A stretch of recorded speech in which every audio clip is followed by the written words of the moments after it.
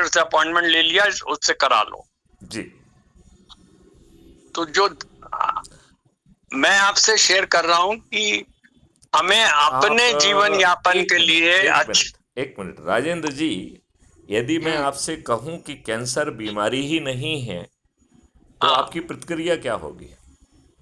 मेरी प्रतिक्रिया कुछ नहीं होगी सर। मेरे को तो देखिए, कैंसर जो भी कहे हैं, मेरे को स्टूल में म्यूकस पास होने लगा था। जी मैंने जाके चेक कराया तो उन्होंने कहा कि ये कैंसरस है, इसको ऑपरेट करा लो। जी ऑपरेट करा लिया। जी। अब उसको जो भी कहें, अब उसके बाद वो खत्म हुआ।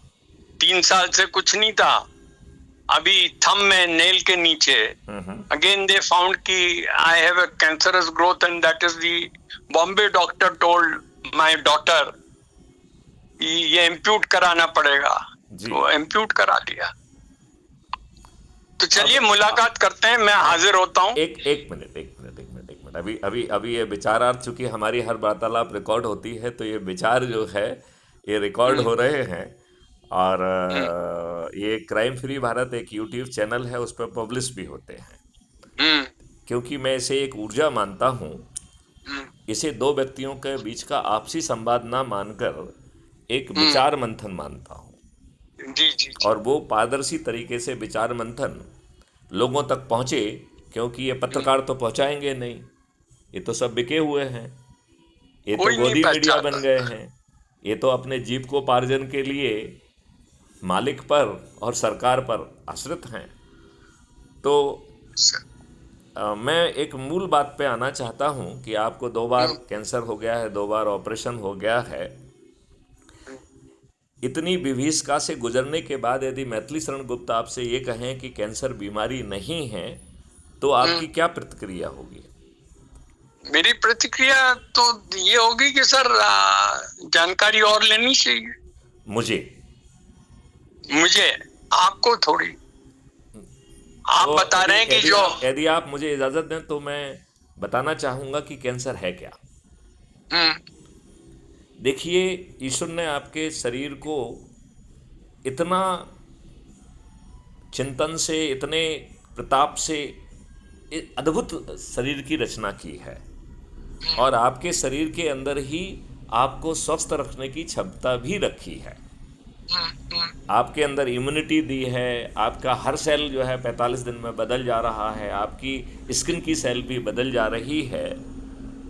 इसके बावजूद यदि आपको कैंसर हो रहा है तो इस शरीर की सेल आपसे कह रही है कि आपने हमारे ऊपर बहुत अत्याचार किया है, जाने में या अनजाने में।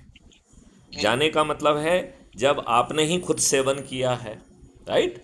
जैसे प्रदूषित जल, प्रदूषित वायु, केमिकल फर्टिलाइज़र पेस्टिसाइड से उपजाया हुआ विषाक्त अनाज, कैंसर कारक अनाज, चाहे विषाक्त हवा आपके कंट्रोल में रही हो या चाहे ना रही हो, इन सब चीज़ों ने शरीर के टिश्यू से, सेल के ऊपर अत्याचार किया। अब मुझे और तो ऐसा हमें लगता है कि एक सर एक मिनट मुझे मैं अपनी तो ये विवेचन मुझे कह जी। लेने दीजिए ज़रा, क्योंकि ये हम्म, रिकॉर्ड पे जा रहा है और हम्म, ये पब्लिश भी होगा। लिहाजा हम्म, ये राजेंद्र कोठारी जी के कंजम्पशन के लिए कम है, आम व्यक्ति के कंजम्पशन के लिए ज़्यादा है, राइट? तो जी इसे रिकॉर्ड पे आने दीजिए, ठीक है ना? जी। अब हमारा शरीर का सेल कह रहा है कि मिस्टर राजेंद्र कोठारी जी, आपने जाने में अनजाने में, अपने कारण, दूसरों के कारण मेरे ऊपर तो अत्याचार किया है। अब बिना किसी कारण के मैं तुम्हें इसका दंड दूंगा।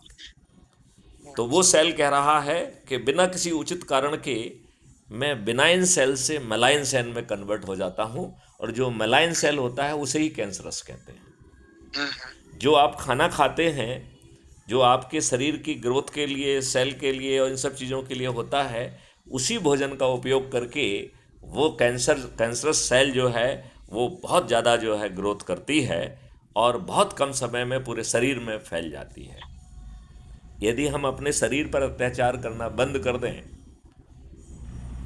कैंसर विलुप्त हो जाएगा।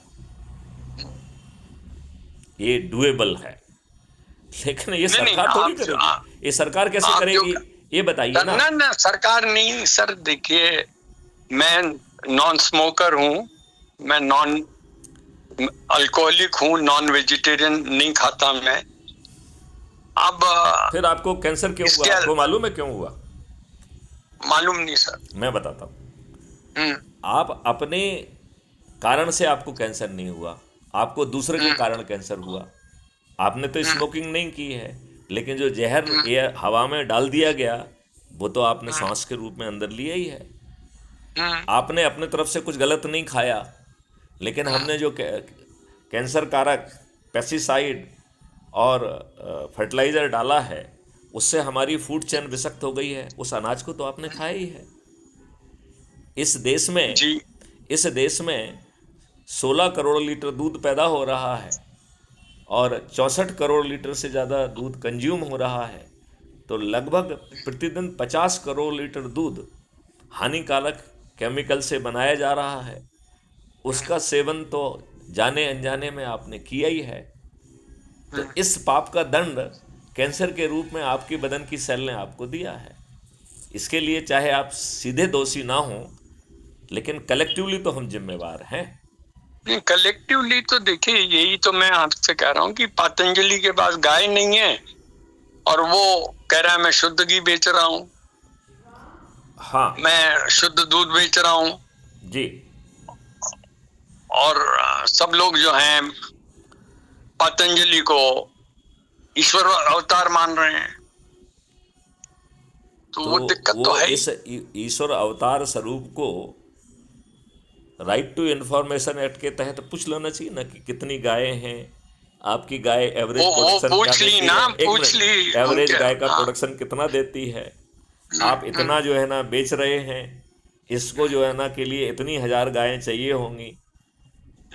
एक पतंजलि में ही काम करने वाली एक साइंटिस्ट से, जो कि मेरे ही एक मित्र की बेटी थी, उससे मेरी बात हुई, तो उसने शेयर किया कि साहब हम ये ऑयल इंपोर्ट कर रहे हैं और उसी से जो है ना ये सब चीज़ें बना रहे हैं।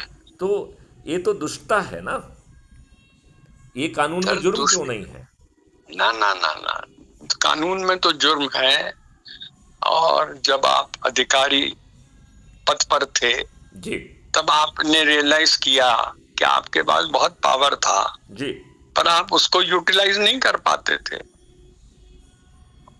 आप बिल्कुल सही कह रहे हैं।